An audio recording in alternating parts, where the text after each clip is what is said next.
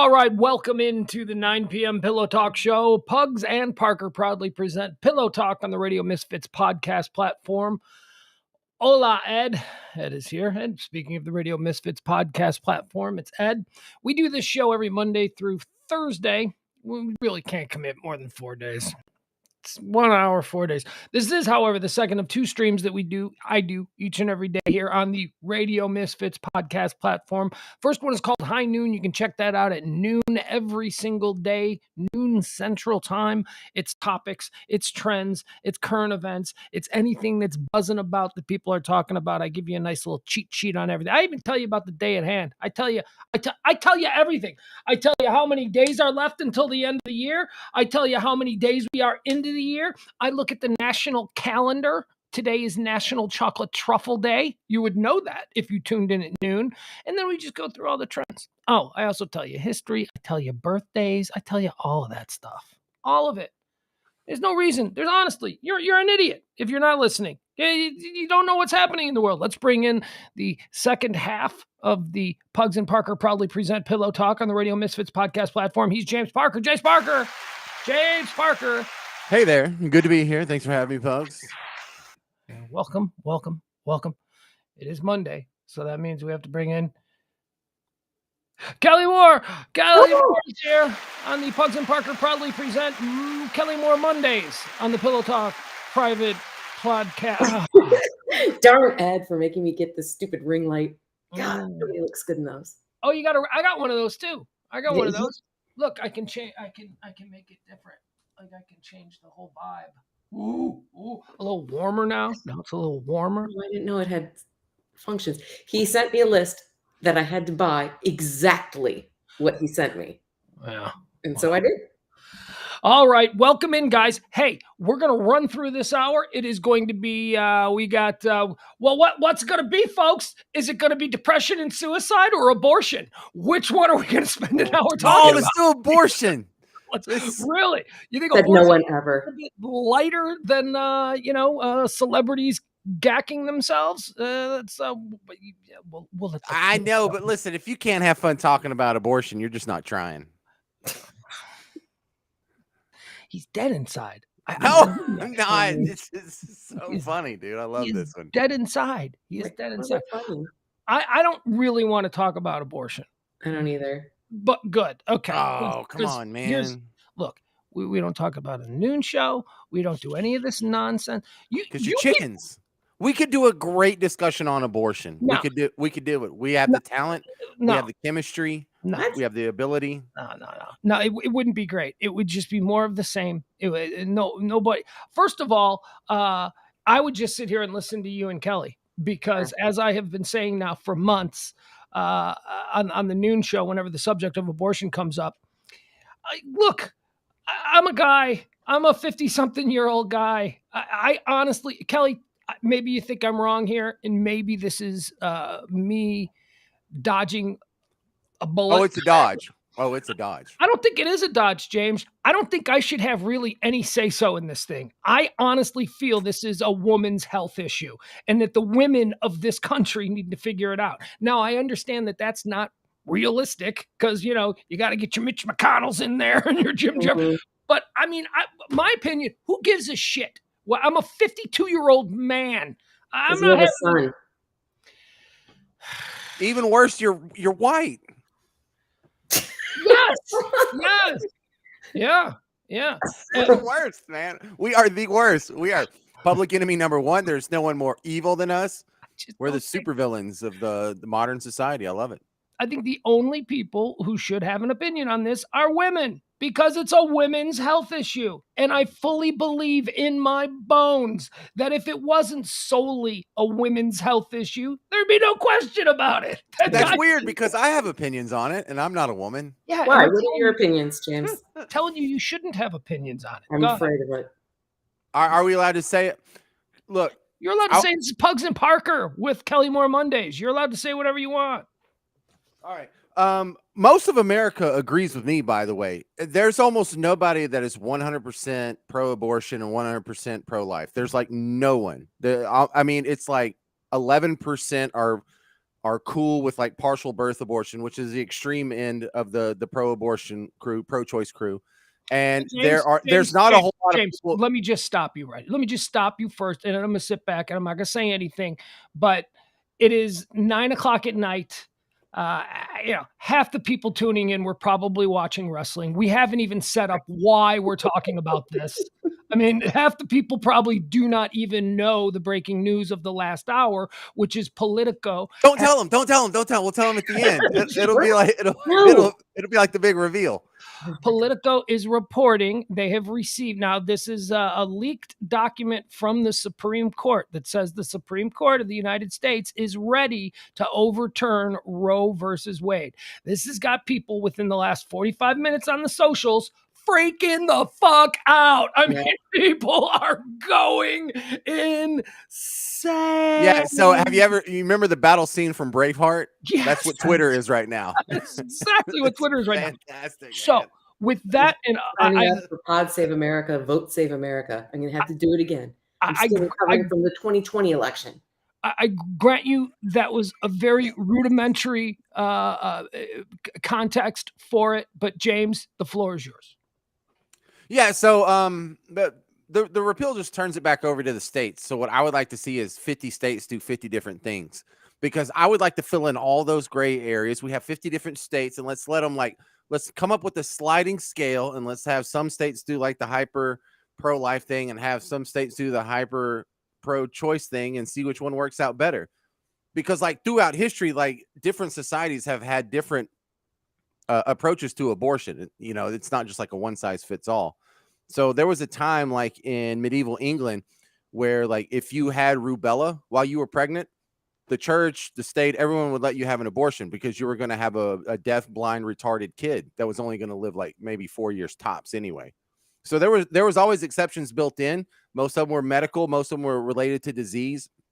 But then there was like an old Catholic writing from like Canterbury Tales time or whatever, where some bishop said that you could have an abortion if it's before the quickening. And you know what the quickening is? I think we've had this discussion before, haven't we? Yeah. That's when the mother can feel it kick. So maybe there should be like the quickening states. You know, there's some states that have that you felt the baby kick or didn't feel the baby kick. See, that's the fun part about the experimentation. We would find out what happens when you have that be the standard. So yeah, you're right. That's a great question. Let's try it out. And I would like to see 50 different states take basically let's take that whole sliding scale and let's divvy it up into like 50 little components there if we can. Or maybe, you know, if there's only 10 different components, we'll have 5 states in each little slot and see which one comes up with the result people like. And then, you know, I think the citizens of successive states will go and vote for the one that they see gets the results that they prefer. Is there a chance that people are going to like this new way better than the way that it has been since the 70s? Yeah, because the people who are butthurt about the way it's been since the 70s are the conservatives because they didn't get their way. That's it. Somebody's not going to get their way in this regardless. Right, but you will still, some states will have your preferred ideology or your preferred policy preferences. And it's also just kind of a sham because if you really want an abortion, then you know what, you worst case scenario, you got to hop in a car and drive a couple states over. I think that's and if you have money for it. Well, yeah.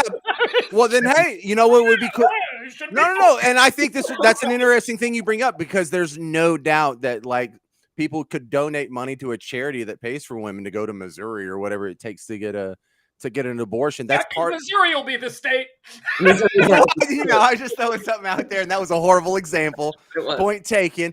But look, once it's like legal somewhere, it's like weed. It's like you can't just drive to Colorado and grab weed and drive it back to wherever you're at. You know what I'm saying? Tragic analogy you just made there. It's not like weed at all. This has life-altering effects on individuals. Weed is something that makes you giggle while watching Netflix. Right. No, and Jeff is bringing up a good point. Federal law didn't go their way, so that's why they're glad Roe v. Wade got overturned. And he's absolutely right that if the ruling in Roe v. Wade had gone the other direction and it had made abortion illegal in all 50 states, they would be crying about its repeal right now. I totally accept that. That's a valid criticism. Jeff. So you said that I was dodging because I refuse to offer a public opinion on how I feel about this, because I don't think that you need any more, white 50-year-old men's opinions on these things. But you seem to have dodged just as artfully, or maybe more artfully. Maybe I was clumsy in my dodge, but you seem to have also engaged in a dodge. What? No. Okay. So my personal preference, and I hope one of the 50 states adopts this, because I really hear no one's even proposed this in any state. But I think the actual abortion procedure, where they get like the salad tongs and just yank it out of you piece by piece, I think let's have one state where that's illegal, but they can always induce abortion. They can give you, what's the drip, prednisone, or I forgot what it is, whatever drip that makes you go into labor. Hormone, yeah. Yeah. So if you catch it like a couple weeks or a month or two into the pregnancy, you just naturally pass the clump of cells that would otherwise grow to a human being. And so no harm, no foul. There's nothing illegal about that. You just naturally got rid of it in sort of a non-violent approach. But so this is not a moral issue for you on any level. This is not a moral issue. It's absolutely a moral issue. I think it's immoral, but I that's not reason to make it illegal. Like, I think adultery is immoral, but I don't think it should be illegal. Remember? Yeah, you're a libertarian. I forgot. Right. My morals and my politics are separated. Libertarians are just right-wing guys who want to play in bar bands on the weekend, and they know that the other guys in the band are probably going to be lefties, so you need to hang out with them. That's what libertarians are. You're just a musician who's on the right wing who can't find anyone to jam with. Listen, so now you're a libertarian. No. It's the same thing. Like, I will never, ever do heroin, but I think it should be legal. I will never, ever do oxycodone, but I think it should be legal. I agree with you. I think I'll do. All right. I will your cars. Do I have what? When people need money for drugs, that's an issue. Yeah, if you make it legal, people are going to buy it, and that will increase crime, in my opinion. I don't know. Did that happen with beer and alcohol? Yeah, I don't think so. I think that the crime. Well, we don't need to get into this. Yeah, right. We've already been off abortion. We don't need to take on the drug war. Christianity, best religion or worst. I think the crime with hard drugs exists because hard drugs are hard to get. I think that's why the crime is there. If they were easier to get, that's a big part of it. People are still going to be stealing catalytic converters, and there still will be that element of crime. Absolutely, because they don't have enough money to buy the drugs, because they need the money to buy the drugs if you make it legal. But the crime that will go away is the gangs that are shooting each other over drug selling turf. Yep. Cartel violence. Look at us. We agree there. We can play. And plus, there's gonna be like $45 billion less that are going for bribes for cops and judges and people at customs. Tax it. I say tax it. Set up wellness centers everywhere. Well, calm down on the taxing. I'm not a big fan of that either. What? You just sell it? There's no sales tax on heroin now? How about the same sales taxes? Same sales taxes on a Dr. Pepper. How about that? That's probably fine. Kills more people. Yeah, there you go. A new revenue stream. And those taxes will go to the same place that our tolls go. Don't do what they do to cigarettes, though, and go like crazy with ridiculous on the taxes. Because weed in Illinois is taxed at like 23%. That's stupid. Yeah, a quarter bag of weed in Illinois without the tax would be like $25. But we can get it in Illinois. We can't get it here. Yeah. All right, so that's the abortion discussion. Trust me when I tell you, this story is developing. ... No, seriously. Have y'all ever heard of anyone's abortion solution be that you just can induce labor? Because if it happens in the third trimester, you're going to have a baby, and you either can decide to keep it or put it up for adoption. And no one gets their butt hurt because, you're killing a viable fetus. Well, if you pass it naturally and it doesn't live, then clearly it wasn't a viable fetus. So I don't know, man. I'll take that argument and I'll raise you one. Women have miscarriages all the time. There's no funeral for that. So we do think of 6 weeks and under, 8 weeks and under, 12 weeks and under. We think of that differently than we think of as a fully formed being.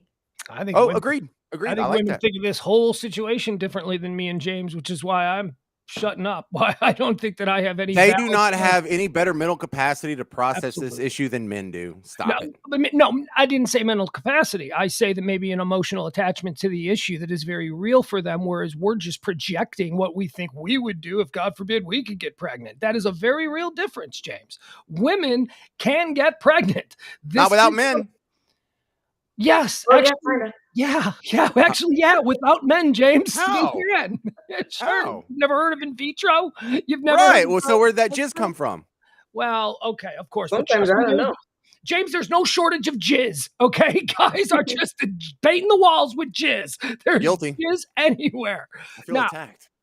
yeah. Okay, so let me put it this way. Yeah, no, they can't get pregnant without a man. I'll give you that. Of course, we need the male baby batter. Nanny. However, they can be parents without the dad. Yep. So Oh, yeah. that is the thing. The mom can't just leave the baby the way dad can. Dad can hop in the El Camino and be. No, she could give it up for adoption. Again, we're talking about a different kind of emotional commitment that you and I cannot relate to because we didn't carry this thing inside of us. I can only imagine what. Yeah, let's it might just be a give it little up for harder for her. adoption. Just give it away. What? The 17-year-old girl, right, who gets knocked Sure. up because you're stupid and you don't know what you're doing and your boyfriend doesn't like to wear condoms, whatever. And now she's in high school and she's knocked up. She's not prepared to have a baby. She can't tell her parents because she's scared to death of what her parents are going to do. Now she's got to drive a couple of states away. What excuse is she going to be giving to her parents for why she's gone overnight? How is she going to get the money? Who's going to drive her? Yeah. Who's going to have to drive Yeah, her? so she should be able to go to some clinic, get the prednisone drip, pass it within an hour or so, get all cleaned up, make sure there's no tissue left in there for infection purposes, and tidy, get out of here. So this is what Senator James believes is the best option. So then you would vote on the side with the lefties right now if you were in Congress, because you believe, from what I'm hearing, that you think it should be legal. You have a moral issue and a moral objection, but you've intellectualized it to the point where you understand your personal morals shouldn't be legislated. That's what you're saying. Right. But I also recognize that the fact that there's an entire group of population that thinks that the method by which it is done, where you take it apart sort of violently to make sure it's dead, to do it. I mean, I don't have a good argument against that. That's right. No, I'm just saying I don't have an argument against that. I prefer the prednisone drip, and so that would be a pro-choice, but it's not the pro-choice option that anybody has so far. So yeah, I'm pro-choice theoretically, but you need to do it the way I want. But there's your white man for you. Yeah, right. An evil white man. You got me. But no, I would like to see. Listen. Let's have some states do that, because I would not be surprised if there's some element of that springs up that I haven't thought of. And so when we actually put it into practice, we will learn the hard way the shortcomings of my stupid theory. But no one's even tried it. So that's why I want 50 different states to do 50 different things. Yeah, and then we can actually have a body of information by which we can make a better decision on what we would like to vote into office next time we go to the ballot box. Do we want to copy Missouri? Did you feel that way about gay marriage? 50 different states doing 50 different things. So if you're gay married in California, you're not gay married in Wyoming or whatever. I mean, how do you feel? Because see, I think this is one of those issues that needs to be federalized. This needs to be a consistent law from state to state. I just think it's too personal. It's too important. I agree. I personally think that gay people should be able to get married. It's a contract between consenting adults. But I also think that the natural philosophical results of that is, if that's what you agree, then you should also be in favor of plural marriages. And no state has that. So again, I have like this libertarian ideal of what I think marriage policy should be that no one is trying. And I find it all very frustrating. So you're an advocate for what we call bigamy. Bigamy, polygamy, you can have 10 wives. I don't care. I mean, that's what Sean Kemp did. It's just not on paper. What's that?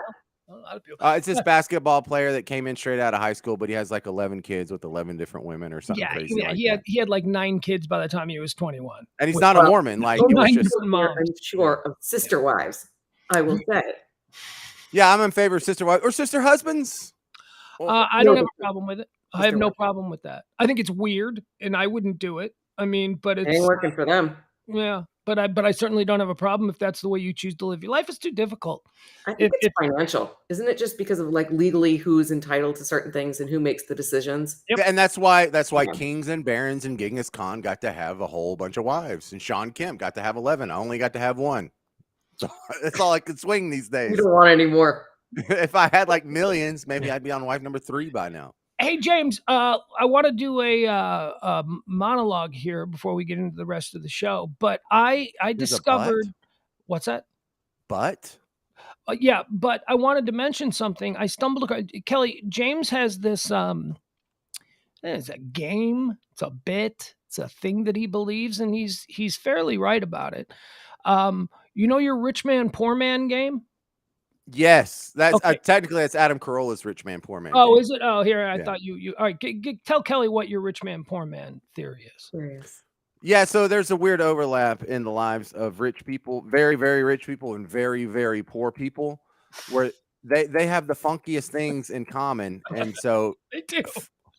they do, and so trying to figure this out is a game that seriously, the first guy I heard do it was Adam Carolla, so I got to give credit to him, but it was a caller driven topic where I think he ended up making some sort of like pamphlet with all the great suggestions, like a sort of like a Thomas Paine's Common Sense, but it's not like a whole novel, it's not like a whole big book, but Rich Man Poor Man. So like an example, like if you live in a hotel, that's something really rich people and really poor people have in common. Or if you spend all day in your pajamas, that's something really rich people and really poor people have in common. If you don't drive yourself to work, poor guys take the bus, rich guys have a chauffeur. So there's a whole series of that. Is that the setup you're looking for, Pugs? Work. I like that one. Yeah. So I think I may have stumbled across another one, although hearing your explanation of it, maybe this doesn't fit quite as good. But I was so I go out on my daily runs, and I stepped in some big giant dog shit that was right there on the sidewalk. And I'm running, and I went, and James, the neighborhood I run in, right? This occurred in front of an $8.5 million mansion, right? It's the best place ever to step in dog shit, sure.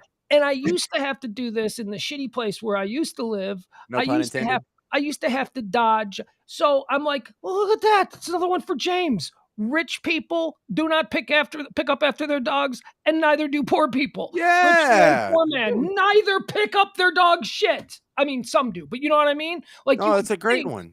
I would think in this neighborhood that, they'd send out Lupita or someone, to go and clean up after the dog or whatever. But no, I see it all the time on the sidewalks of Highland Park, just giant turds from dogs. And I'm like, this is like a white trash thing. This is not a rich people neighborhood thing. Why you got to make it racist? Well, because it's a trash thing. Yeah. It's a trashy people thing. That's what I'm saying. I mean, I think the middle class are honestly the only people who pick up after their dogs. Yeah, I'm firmly middle class by this definition. I'm firmly middle class. The first thing I do, it's not the first, it's probably like the sixth. All right. So I added to the list every day. So I added to the list, don't pick up their dog's doo-doo. That's fair. That's right. I don't know. If you think it's worthy, it just dawned on me today. All right, so here's the list that me and Pugs came up with thus far. Multiple cars on the property, long history of illness running in the family, absent parents, substance abuse in the family, family secrets. Your only job is playing guitar in front of a bunch of people. Doesn't drive himself to work. Well known by local law enforcement. Yes. Family members in and out of prison. Yeah. Owning multiple animals. Being really into racing. Wait, couldn't that be owning exotic animals? It could be. It could be, or multiple exotic animals, exotic pets. If you have a feud with your neighbor. Oh no! Come on. Yeah. All right. Has one very rich or very poor branch of the family. Your father has multiple children from multiple mothers. Jerry Jones. Secret families, incest, messy divorces. Incest. Yeah. Yeah, incest is a weird one, isn't it? Incest that crosses all sort of economic boundaries. It does, right. A lot of cousins and half siblings. Yeah. Step brothers, step siblings. Yeah, absolutely. Unexplained, unknown family heirlooms.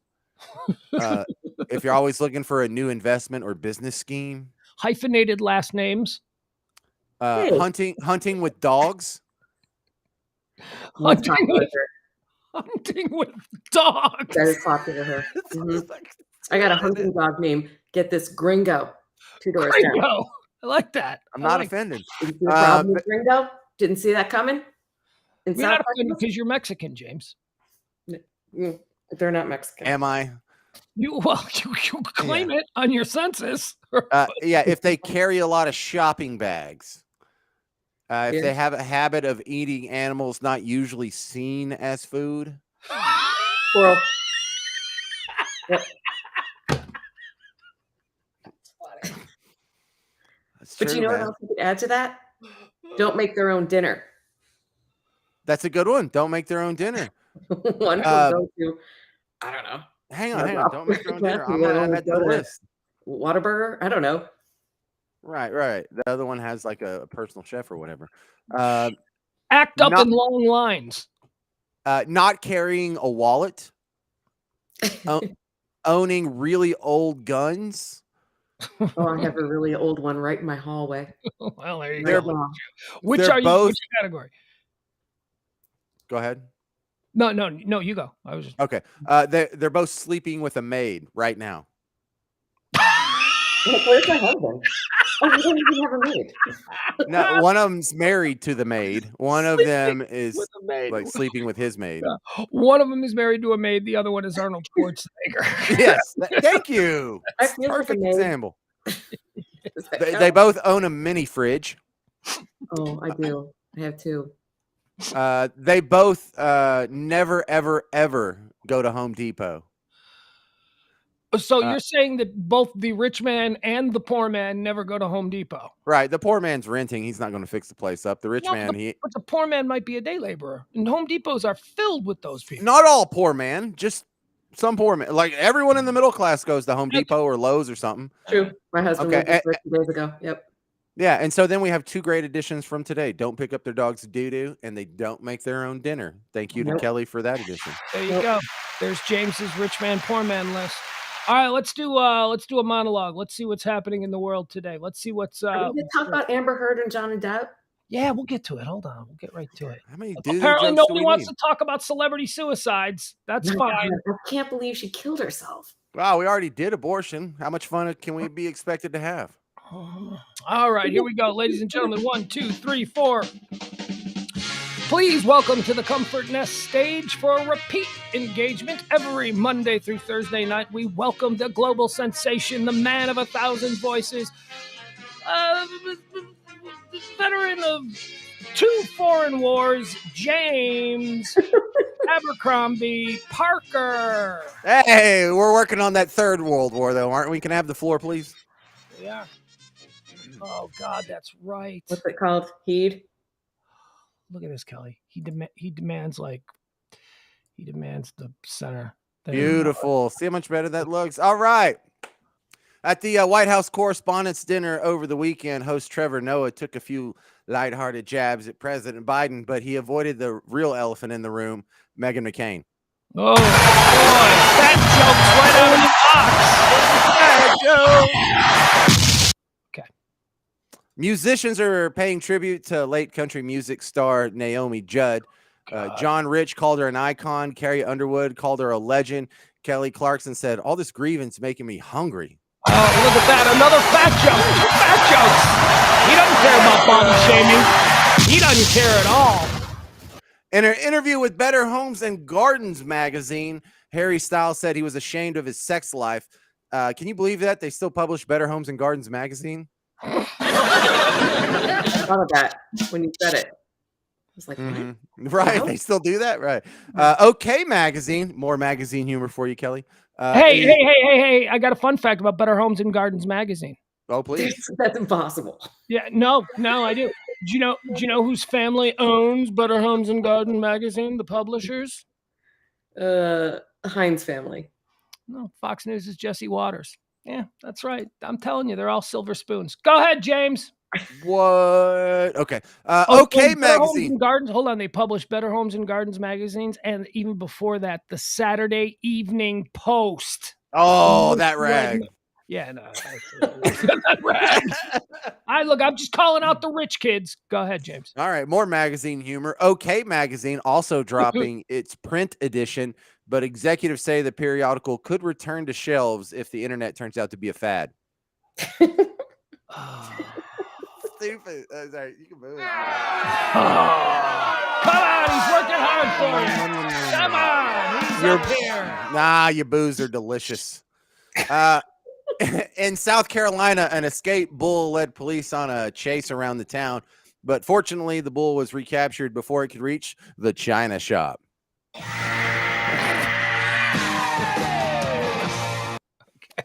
May, National Barbecue Month. That's this month, Pugs Kelly. Yep. May, yeah. According to a new study, toxins from barbecue fumes can be absorbed through the skin, but doctors say you can still enjoy grilling. Just always wear a hazmat suit. May is also Mental Health Awareness Month. So, Pugs, tell your mama I said hi.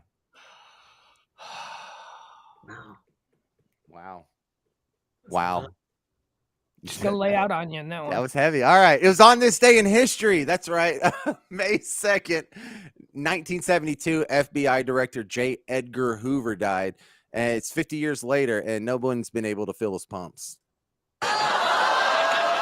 Cross-dressing jokes. Trannies are hilarious. And finally, a happy belated birthday to Ray Parker Jr. It was his birthday yesterday, the guy who sang the Ghostbusters song.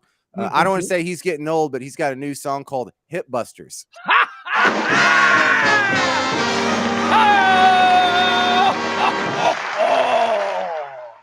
And my kids saw Ghostbusters 2 weeks ago, and they loved it. We're talking original Ghostbusters? The original Ghostbusters, Bill Murray and all that. They loved it. My 7 and 10-year-old do too. Yeah, my kid did too. My kid liked Ghostbusters. Saw it a couple. So glad that stands the test of time. You guys have these BS holidays like, oh God, it's gonna come back to bite me. It's Teacher Appreciation Week, which thank you. I appreciate you, because when I had to be a homeschool teacher, I was lousy at it and I cheated for my kid a bunch of times. Not on purpose. I just didn't know that I was giving him the answer. And then, I don't know how they do it, but I just saw a bunch of things where we're supposed to be getting the teachers presents. And I'm down for an Amazon gift card. I can swing by CVS and pick one up and send them with my kids. But it feels like we have these things all the time. And now I realize I'm complaining about it when my oldest child is a teacher. Okay, so I remember getting teachers' gifts, Christmas gifts and stuff like that. Christmas gifts and end of the year gifts we give. Is there something wrong with my family that back in the 1970s and 80s, we used to give teachers booze? I know. You couldn't do that now, could you? Jeff gave it to the bus driver. Yeah. Gave him a bottle of booze. I love it. Now, not till you get home. Yeah, Wait till you get home. Okay. He gave booze to the bus driver? Yep. That's bottle of whiskey. Yep. That is awesome. Yeah, we used to. My grandpa, I mean, granted, he was born like during World War I. I mean, but he used to, anybody, the dude holds the door open for, I'm going to get that guy a bottle. What's he drink? Like everybody knew what everybody drank. Yeah, the military is like that. Jeff's always buying booze for people, and his students are buying it for him. I think that's great. I think that should be brought back. I mean, the problem is still here. Well, not the way it was. You know what I mean? I mean, that was like my house. That was, well, your house. Your house is your house. But I mean, yeah, growing up, that's what everybody got all the time. Booze. What do they drink? That was always like the first question. What do they drink? Tanqueray. Bottle of Tanqueray coming. Tanqueray. Who's drinking Tanqueray in the 70s? Yeah, old people who like vermouth. I don't know. Yeah. All right. So James, you got any advice for? You've got a whole bunch of kids there in that shoe you live in. What do you do your teachers? Yeah, there's quite a few things that bother me. I feel the same sort of instinctual annoyance at Teacher Appreciation Day, primarily. I totally forgot he hates teachers. No, I don't hate teachers. Okay, listen. Let me. You hate nurses, teachers. You hate all. People that don't carry guns. Nurses. That's it. I don't know. I like nurses. Trust Seems me. like the right wing hates nurses. Why am I a right wing? I'm a goddamn libertarian. Can you stop with that? I want there to be legal heroin. I'm not exactly Pat Buchanan. That is true. You're right, James. What? James, you're right. I apologize. Yeah. Okay. So, my sister's a teacher. I have my mom's sister's a teacher. My dad's sister's a teacher. My grandmother was a teacher. I had her in 7th grade for reading. I have teachers coming out the yin yang in my family. So I'm not anti-teacher. However, why do I need to get them a gift when I've already been paying for every damn paycheck they're already getting? That already comes from me. You need another gift on top of that. So taxpayer funded paycheck recipients getting an extra gift from me already is you're getting off on the wrong foot. Number 2, probably more importantly, when is talk show host appreciation week? When do I get gifts? Right. And who's going to give them to me? I think it was January 6th of 2 years ago. Right. No, James, I think you just to be nice. I mean, look, it's a much larger issue, having an issue where how your tax dollars are spent on local public schools and all that. I get that. There's some waste. But isn't it just about being nice? Isn't it just about being nice to the person who sits with your kid for a couple hours every day? Yeah. Okay. So I got 4 kids, and if they each have like 6 teachers, so now we're up to I got to do 24 nice things. Even if I do $5 gift cards, I'm in there like $100 or something. I know. What'd you have so many kids for? If you can't behave appropriately, why are you having so many kids? Why didn't I have 10? I wanted more. What? Why? I like having kids. This is the whole point. I like getting my wife pregnant. I heard how many kids you got right now, James? 4, and it's done because someone made me get a vasectomy. Your wife. Yes, it was my wife. I probably should have narrowed it down a little more, but yeah, it was my wife. 4. I thought you had 4. I heard somebody recently. I'm trying to figure out who it was. I think. Oh, it was Paul Thomas Anderson, the film director. The film director. He described having 4 kids as living in a house with 4 random fires burning constantly. Does that make any sense to you? Yep. No, I think people like to exaggerate how hard it is just so they can get some sort of sympathy or credit because their life is so tough. I don't think he and Maya Rudolph think life is all that tough. I think they were just trying to say that it's like when they're little, you hear them making noise and you're constantly like, okay, what's going on? Oh, wait, what's that one doing over there? Oh, wait, that's something. So. You know what I mean? I think it was more, I don't think he was trying to make it sound. Let me say this. It is a lot easier than I ever expected. And I think the world's worst dad. I think people like to exaggerate how hard it is being a parent because people who don't have kids don't know. And they're like, oh boy, it must be real hard for you. I feel so sorry for you. But no, I think they're a bunch of belly aching, lame, whining people. It's great having a bunch of kids, man. I've got like an army wherever I go. If we want to go take over a playground's ours now, let's go. Sure. I can't wait to read the book that your kids write about you. Right. It's easy being a dad. No, it's true what they say that when you don't have to worry as much when they're yelling at each other. That's just annoying. It's when they're quiet. Then you know they're up to something. Yeah, right. Yeah. You're like, do I smell smoke? All right. Yeah. Like, what's happening? Why are they quiet? I only had one. And when it was quiet for, a period of time, I'd go, you all right in there? And then you'd wait for them to respond. And if they'd respond, be like, he's fine. He's fine. Good. I am surprised at how much easier it is than I thought. And it's a real big turnaround because when I met y'all, there was nothing scarier than me getting a girl pregnant, right? But once you find your soulmate or the love of your life and you're all married and stuff, let's get pregnant, man. Let's do this again. Come on. You do seem to have unreasonably happy marriage, which I applaud you for, and I hope it continues. But you are so cavalier about my house. Right. James never fights. James has never had a fight. That's crazy. Wife. No, I get kind of mad at her if she doesn't smash for 4 days in a row or something, or 3 days in a row, really. But that's about as bad as it gets. So you never disagree about anything. You don't get on each other's nerves at all. I'm sure we do a little bit, but it's never blown up into a fight. Like if she feels strongly about something, I'll relent. If I feel strongly about something, she'll relent. She never lets me go too long without smashing, and I try and do a lot of housework and take care of the kids. It works out. You've never been somewhere and wanted to leave and she didn't want to, or vice versa. That's rare. It's super rare. And it's not that big of a deal. It's not worth fighting over. Oh my God. I don't go anywhere, so we don't have those fights. No, you just keep it indoors. You keep it in. Oh, yeah. You're still having the fights. You're just not going anywhere.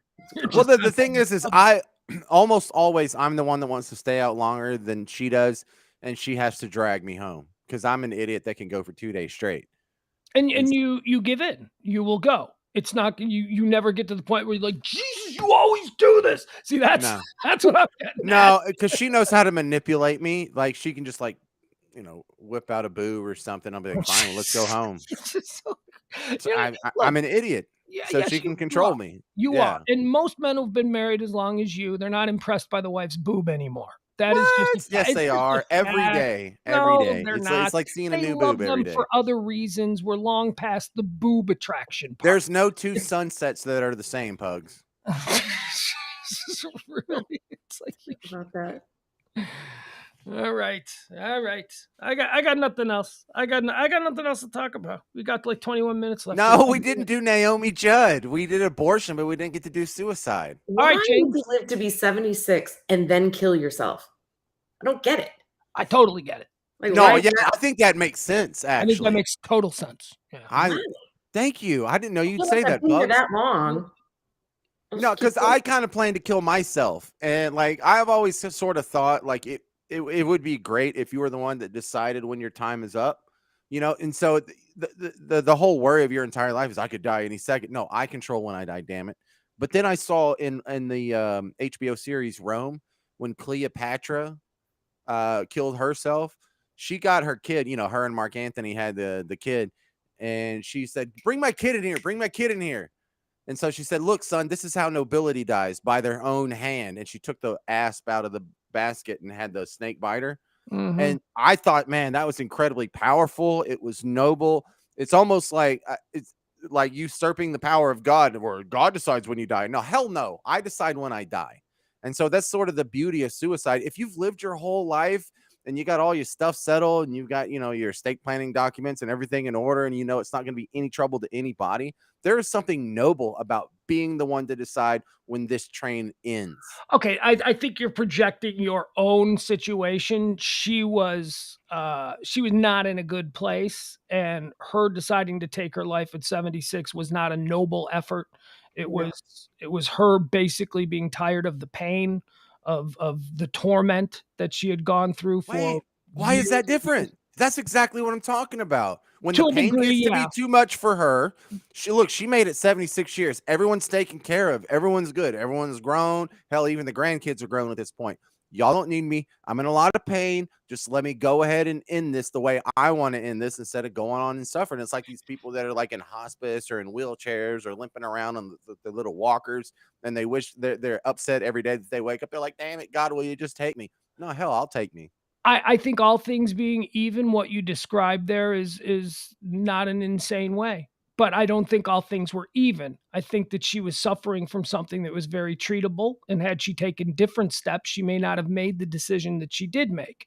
However, 76 years old, I talk about it all the time. I talked about it today. We went, and that's why it's not really an up topic, but I have depression, and I've been living with depression, and I have been in these places. And until I was in my early to mid 20s, when I was destroying my first marriage, I did not understand why I was doing these things, why I made the choices that I made. I overcompensated by being a party animal, by drinking, by going crazy, because I thought that would cheer me up. But once I understood what it was, once I understood that it was a sickness and it was something that could be faced head on and dealt with the right tools, it took a whole different sort of turn for me. So I do understand where she was at with her. I'll tell you what I do think is very interesting and what I think played a major role in this. And I talked about this today at noon. And I don't mean to bring everybody down, but she did this the night before she was being inducted into the Country Music Hall of Fame. It would be a night when anybody else would be laying out their ball gown. They would be making sure that their hair person was going to be, over at the house on time, making arrangements for the limousine and all of this kinds of thing. I believe that she saw that being inducted into the Country Music Hall. She killed herself on Saturday. Sunday was when the induction was. I believe she saw that as sort of the end of her career, the end of her relevancy. And when you have that, when you are facing that very real event that is happening in your life, and you combine that with this 20, 30 years of dealing with depression, man, that's a cocktail that you can't pull out of. I think that she saw it as, she didn't want, most people would be thrilled to get up there in front of their peers and be honored in the way, you're honored when you go into a Hall of Fame. And I think she saw it as, she was one of these beautiful women. She was a beautiful woman who aged and maybe didn't feel quite as beautiful anymore. Maybe she had some ideas about her, her self-worth was tied up in being, even sexier than her daughter. I mean, think about that dynamic in that band. I mean, Naomi was the mom and she was the hot one, I mean, I really do think that her going in the next day, I think this was done on purpose. And I think that it had much to do with her going into the Rock and Roll Hall of Fame and her seeing it as sort of the stamp on her being a relevant person anymore. And I think it's really sad. Because my mom, she just died of ALS a couple of months ago.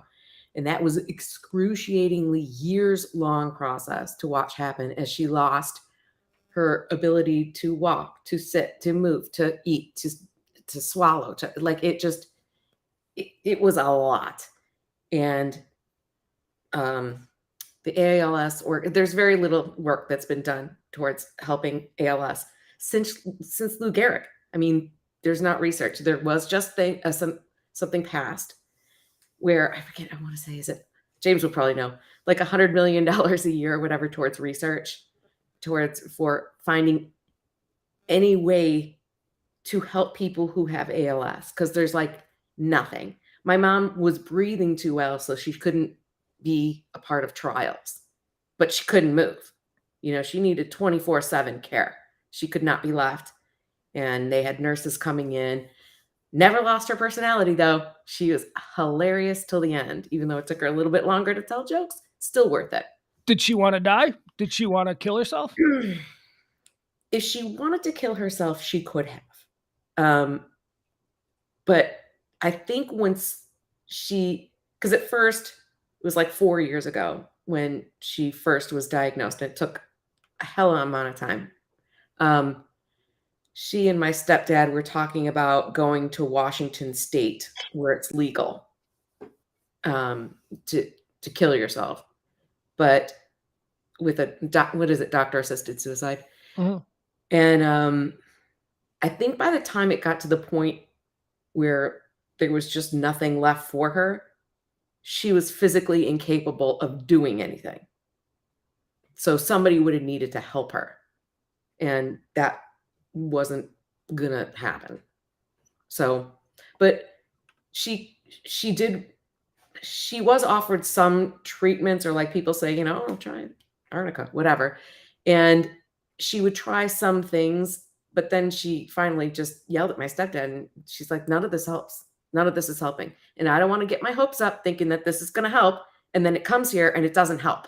So she kind of gave up on that. She gave up on trying new things. She gave up on, home remedies. Like that just wasn't a thing that she was going to do. But she gave up hope. She gave up hope. And that was a very sad thing to witness. My mom was very athletic. Having it taken from her limb by limb was excruciating to see. You talked a couple of weeks ago, and you just mentioned it there about the lack of research and funding dollars and all that kind of stuff. Mm-hmm. And, I don't mean to belittle it, all that kind of stuff. You know what I mean? No, I know. I forget the words to articulate it. But the very same thing can be said about suicide. Suicide is a taboo issue in the medical community, even though clinical psychologists know that there is a very real chemistry and brain issue that goes on when people commit suicide, and nobody has ever studied it because it is such a taboo issue. There is almost zero research into why people who suffer from schizophrenia, bipolar disorder, depression, all of these issues, there is zero research going into why they kill themselves. There is a reason. There is something in there. There is a hinge or a flange or something misfires, and they could figure it out, and they could probably treat it to a much better degree than it is today. But it is a taboo subject that, for any number of reasons, religious reasons, political reasons, it's not something that is looked into. It's one of those things that has always been put on the back burner. I found this. Naomi Judd wrote this in her biography from a couple of years ago. For everyone mourning the death of someone who committed suicide. I mean, she wrote extensively about it. That's why. For everyone, this is Naomi Judd's own words. For everyone mourning the death of someone who committed suicide, an inevitable question arises: why did this happen? And Robin Williams, Chris Cornell, we can point to any number of people who we on the outside looking in go, they had it all, man. Chris Cornell had a beautiful, beautiful 15-year-old daughter who you can now see all over YouTube singing her dad's songs. He was married to a supermodel. He had money. He had just played a sold-out show in New York City promoting his new solo album.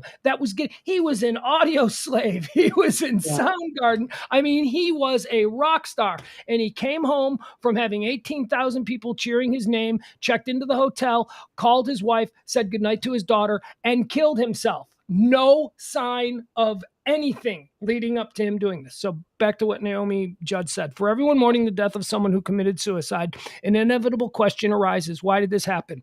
Unfortunately, we don't have very good answers, wrote the musician at the time. We do know that suicidal behavior accompanies many behavioral brain disorders. And then it goes on to list all the ones that I just schizophrenia, depression, severe brain injury, bipolar disorder, manic depression. Suicide is actually one of the leading causes of preventable death among all of these mental illnesses, and there is zero research into the subject. I guess we're just comfortable pearl clutching and going, oh, I wonder why a 76-year-old wealthy lady would have done this.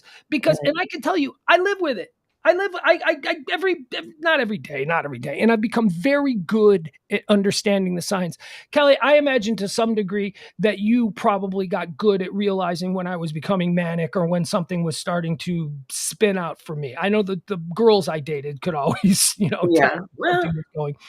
Sometimes, but sometimes I think when you would go into more of a manic thing, you were very good at misdirection. Like you would have like 5 things going. Like, did you see this? We got to do this. We got to do this to keep attention away from, I think, picking up on what you're putting out there. So it became more like having to figure out what really needs to be addressed. What is something that you really need, that you really want? Like, do you really want to move to Seattle or no? Like, I remember that. It's like, hey, let's move to Seattle. Well, okay. The mania isn't the problem. The mania is the fun part. The mania is when I'm the life of the party. The mania is when everybody wants to hang out and I'm quick with a joke and all that. It is the dump. It is the brain chemistry dump that follows the mania. Once you've gotten rid of all the dopamine and all of the shit that's been firing like crazy it's like doing ecstasy. It's like doing like what they said, the ecstasy depression. It is after your brain has been firing like that. It's within 24 hours. Within 24 hours, you just imagine the worst day of your life. Imagine the day you lost your job. Imagine the day you got dumped. Imagine the day that your car broke down.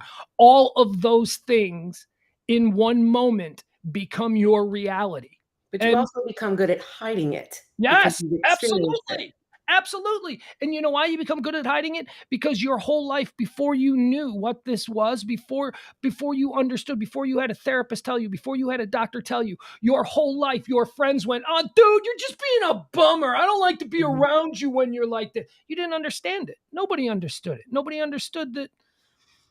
I heard somebody talking about it. God, it might have been Dr. Mike. I spent way too much time on YouTube talking about how the thing with manic depression is it's not like it doesn't happen in a day. It's not like for 6 hours of the day you're hyper and then you're really bummed for 6 hours of the day or whatever.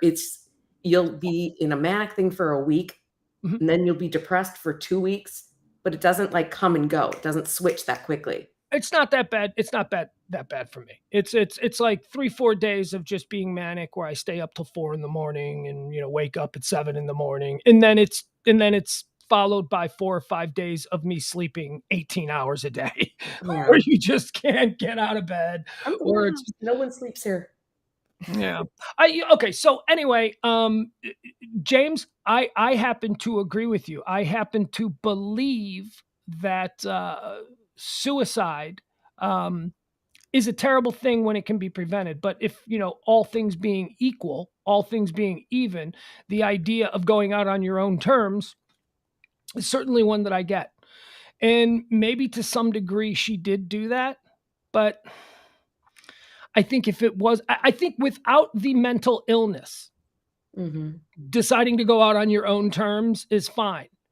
But when you inject the mental illness into that scenario, now you're talking about somebody who is not in their right mind or body to be making such a permanent decision. And that's what I think was going on. You're not crazy, James. You don't have any of these things. So if at 80 years old you break your hip and you go, you know what? I'd rather eat a bullet. That's you going out on your own terms. Damn right. Around to something with the Hall of Fame thing. Yeah. That's a momentous occasion. And then, but it does kind of say like your career's closed. You're done. You're being shoved off on the ice floe or whatever. Yeah. You don't do anything more. You don't, that's it. Kelly, it's funny you bring up the ALS, not funny, but I know. a coincidence because this is the day that Lou Gehrig benched himself. He had been playing for 2,130 games in a row. He missed a grounder and he took himself out of the game and told his coach, "I'm not feeling right." He never played another game again. And on that day, the Yankees beat the Tigers 22-2. One of my favorite movies of all time, Pride of the Yankees. Pride of the Yankees. That scene, his hand goes numb and he can't catch a ball. And then another thing, he jumped off a counter. He was sitting on a kitchen counter, just, you know, hanging out with his wife in the kitchen, and he just scooted himself off the counter and he like shattered his ankle or something like some bad injury occurred.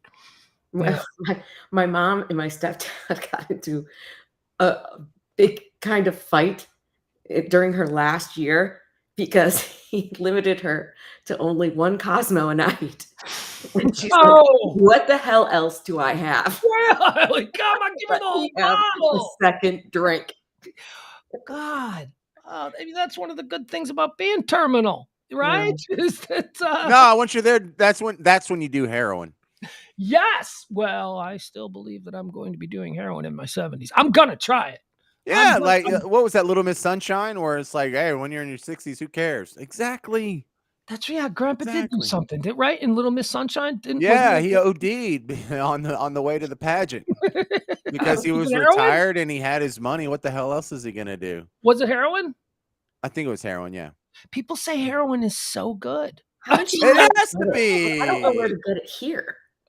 I could get you some heroin. I bet you he would know. My 25-year-old son would know. Oh, geez. No. I also want to try crack. I want to try crack before I die. Well, you've done cocaine. It's got to be pretty close to that. It's just like concentrated cocaine. It's like the aspartame of cocaine. I mean, not now, like in the old folks' home. Like when, you know. Oh, dude, I'm doing all of it. I know where I could get heroin. I don't know like who I would go get it from like right now, but give me a couple hours. I could do it. The whole problem with like doing crack or cocaine now would be like, I'd probably have a heart attack. I don't want to die yet. You know, I don't want to, I still got stuff I want to do. I still got things I want to experience. But when I'm 85 and a child's not depending on you. Yeah, right. My kid will get it for me. You know, my kid will totally be down with it. It'll be like, you want to try heroin? Yeah, I do. Can you get it for me? You know, I mean. And then he gets arrested. Well, you've eliminated it for his dad. You know, don't do heroin. You'll ruin your life. My life's over. Yeah, it's already ruined. I got ALS. I was good for 85 years. Let me see what what all the fuss is about. Let me see. It looks great. I just finished watching Snowfall, and it's about the crack epidemic in America. It's a great series. Stop saying that. This makes me want to do crack. It's so good. That show made me want to do crack. They showed like people who had never done crack before. Like in one scene, they're like, okay, I'm on my way between classes. I got a midterm tonight. And oh, what's that? It'll make me stay up. And then cut to like 6 months later, they're toothless. And they're like, I need more. And I'm like, damn, that stuff must be good. That stuff must be so good. One day, Pugs, we'll be there. We'll get to do it. We will. In the meantime, IamALS.org. If you want to learn more about ALS and the journey, Brian Wallach runs it. He has ALS. He's 40-something with 2 kids. God. Stop. That's awful. Sorry. Somebody, Kelly, I was thinking about you the other day. Some star, some athlete, or maybe a movie star just was diagnosed with ALS. I don't know who it is. Well, you might know. I don't know. Wasn't it a football player on the Bears? No, it's Steve McMichael. Yeah. But somebody like last week, like somebody, it's like, well, they'll be out for the season. They've been diagnosed with. It's like, whoa, that's more than out for the season. It's like somebody. Let me see this. Let me see what comes up. Yeah, the IamALS.org is a really helpful organization. IamALS? IamALS.org. IamALS. Okay. Yes. All right. He lives in Chicago. He was a big part of having that funding pass legislation. Lou Gehrig's disease. That's sucks. Yeah. I mean, it's one of the. They say one of the bad ones. I mean, they're all bad, but yeah, it's one of the. My mom was really worried, but there's not really a genetic component with that because she was worried for me. That was my question. Yeah, so there's not. But there is some kind of relationship between if you were athletic, your chances of getting it are slightly greater than not being athletic. Really? Yeah, you'd think it would be the opposite. Okay, all right. Dodge so I'm that. not going to the gym anymore. Yeah, unfortunately, depression is genetic. So yeah, already keeping an eye on that. Already watching. All right, so did we cover all the fun stuff? We got abortion, we got suicide, ALS, any other fun topics we religion. I think religion. We crapped on people's beliefs. This is a great show, man. We did all the killer fun show. stuff. Anybody else need their sacred cows skewered tonight? I don't know. You want to make fun of bald people? If you want to make good and come on another day this week when we'll do less serious things, feel free. Just let me know. I live here. It was abortion day. It was celebrity suicide day. It was a lot of fun. A lot of fun on today's show. You think that Naomi had been thinking about it for a while? Yeah, probably 74 years out of her 76 years. Yeah, she wrote a whole book about it. Yeah, she wrote a book 20 years ago about her struggle with depression and how it's that's how it was just everything I just read there was her directly from her book. Well, there's no hope for me if there wasn't hope for her. Do you know her daughter Ashley Judd told a story about how Ed says, yeah, don't go disconnecting all your stuff again, Kelly. Just turn it off. Don't unplug anything. You don't have to pack it all up in the boxes. Okay. Ashley Judd told a story, not recently, but within the last couple of years about her mom's battle with depression and how she went over to her mom's house to check in on her because it had been like a few months since her tour ended with Winona, her sister. And Ashley Judd said that she came to the house and it was like an episode of Hoarders. I mean, this is a woman who probably lives in a $10 million beautiful Southern mansion with, grand staircases and all of this stuff.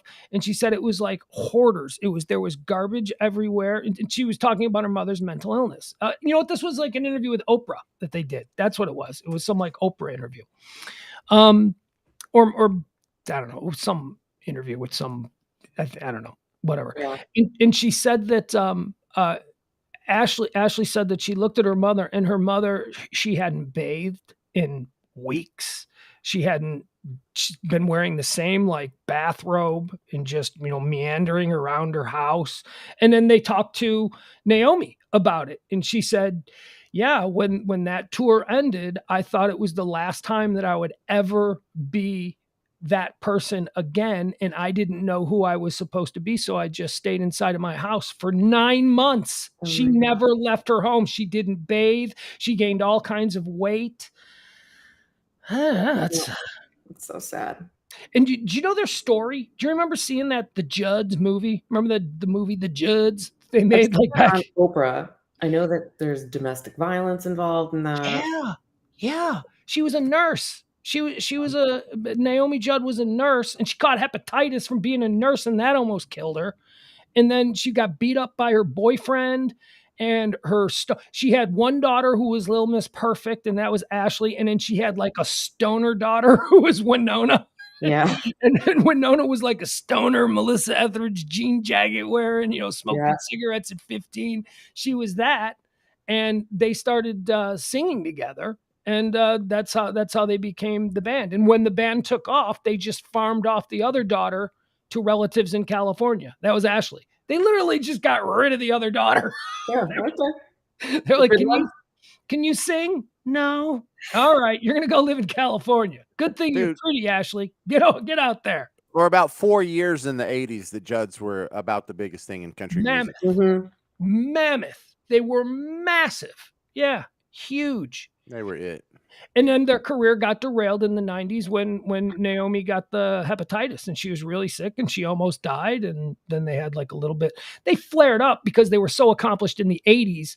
You can always come back and do like a string of concert tours. Sure. And it'll be a big deal. And then the country music took a shift kind of about the time Nirvana took a big shift in rock. Garth Brooks did the same thing with country music and kind of modernized it for the modern, sort of what turned into Luke Brown and Florida Georgia Line stuff. Is this about the same time when Ashley refused to sleep with Weinstein? You mean her father? Probably. Probably. Yeah. I don't know. They started out as like a bunch of hillbillies on food stamps. And then, a couple of years later, they're the biggest recording act in country music, and their daughter's a major movie star. Yeah. So things can get better. American dream. Yeah, it can. The other note here that I was reading before we came on here is that, they were going out on a reunion tour to celebrate. They had just sang together on a couple of weeks ago at the American Country Music Awards. It was a huge deal. The Judds reunited on stage, and they came out and they sang together, and the crowd went crazy, and they announced this big tour that was supposed to start in the fall. Now, Winona is saying that they are thinking that they're going to go through with the tour because all the tickets have already been sold. It's like sold out. It's like a really big deal. And what they're going to do is one of the options is there's apparently Ashley can sing. So it'll be. Let's do the hologram. That would be better. Like no. Ashley's still alive. Yeah. Well, she looks strikingly like her mother. Ashley Judd at this stage of her life looks like Naomi Judd from 1985. She really does look a lot like her. But the other thing is, so they're thinking that maybe Ashley Judd will sing, because she can sing, apparently, as it turns out. I know I joked earlier that she can't, but apparently she can carry a tune. So so it might be Winona and Ashley doing the tribute to their mom. But also, and this sounds really interesting, and one person has already stepped forward, every tour stop might be another like major country music woman filling in for Naomi and singing with Winona. Dolly Parton had already said, "Sign me up. I'm doing it. I'll show up." That could be massive. That could be really cool. Wow. That would be cool. Because I think they would be lining up to do that. Mm-hmm. Yeah. Apparently everybody loved Naomi Judd. She was Wow, that somebody would that be everybody thought was wonderful. Hey, do you see what's at the bottom of the screen, Pugs? Something about helping the show continue Oh, streaming. end of the month, folks. This show does operate on tips. Thank you, James. You're always so good to me. If you can tip the show, please help us out anyway. We do 2 shows a day. I hate doing this, but that's how we do it. That's how we do it. Yeah, Like hookers are expensive, man. Donate. It's PBS without the tote bags. Look at it that way. Get your own You tote don't get bag. tote bags. All right. The Venmo, the cash, whatever you can drop in there would be greatly appreciated. I do appreciate it. John Hinckley, go. Yeah, I'm trying to get there. That's I your see. way. I see you doing it. That's why. My son listens to my Spotify. So half the time now that I try to play my closing theme here, my kid is playing something. Not now though. But I thought he was. All right. You don't want to hear Declan's choice of music. Way too many swears. Declan was always kind of a music guy though, right? He's a rapper. Yep. I mean, he doesn't do it. He listens to other people do it. Oh, mine does. My kid has notebooks filled with lyrics. Really? He needs some beats. I got some beats, man. My kid makes beats. Really? We don't have. We have a piano from the 1890s. I don't know if you guys could see this, but I just randomly reached out to this little area. These are just some things that he scrawled down. These are so neat. Tell him to talk to Rex. Rex makes beats. We already talked about that, remember? Right, yeah, James, remember you were over here and he was writing lyrics and you said, hey, my kid writes beats. We should get them together. Hell, I got beats. I'll give him some beats. His lyrics aren't bad. He's funny. And he loves Eminem. Pugs, what is that behind you? I'm not going to turn around. Just go, James. There he goes. He tried to get me to turn around. Why? All right, Kelly, I'm out here. I'm going to go watch Winning Time. You want to come on later this week? Sure. Winning Time. You don't know what Winning Time is? I don't. Is it a TV show? Yeah. Okay. I have HBO Max. Do you guys have HBO Max? Yes, except something happened. I don't know if we lost power or whatever, but then it's off half of our TVs. We can't find the passwords. Jeez, I couldn't live without HBO Max. It's like better than Netflix. I love it. Also, another password we can't find. Netflix. You don't embrace television the way you should. No, all right. The thing is, I'm the TV guru in this house. What does that say? I was going to say, you're a TV person. I actually am. All right, let me know when you want to come back. Okay. Every single day you're wanted. But I'm not going to just ask every day because that'd be weird. So, I know when you're needy. Because you start texting. So if you start texting, I'll just say, okay, you're going to come on tonight. Okay. Okay? All right, there she goes. There's Kelly. There she is. All right, thank you, folks. We got to get out of here. I got to go watch Winning Time. I tell you, I finished Ozark. I didn't love the last 3 episodes. Not bad, though. Help support the show. We didn't make it this month, but we got 2 more days left until the bills are due. So anything you can do, a tip. Like I'm your bartender or your barista. I love you guys. Be well. Oh, I ran out of time.